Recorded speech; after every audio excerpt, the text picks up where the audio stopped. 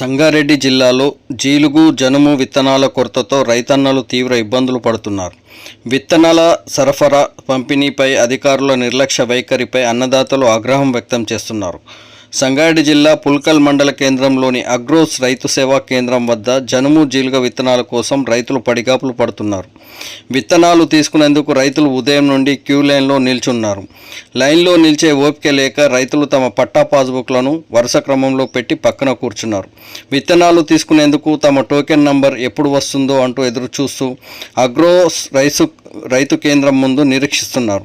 కేంద్రంలో రైతన్నలకు సరిపోను విత్తనాలు స్టాక్ లేకపోవడంతో ఎవరికి దొరుకుతాయో అనే ఆందోళనతో నిర్వాహకులతో వాగ్వాదానికి దిగుతున్నారు.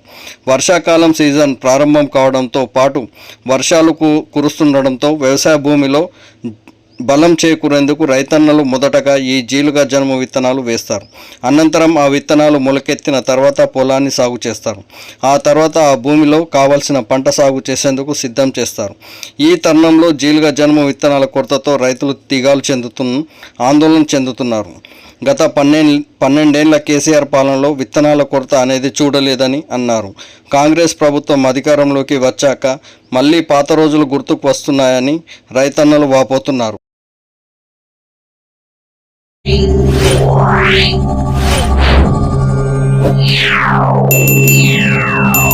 Yeah.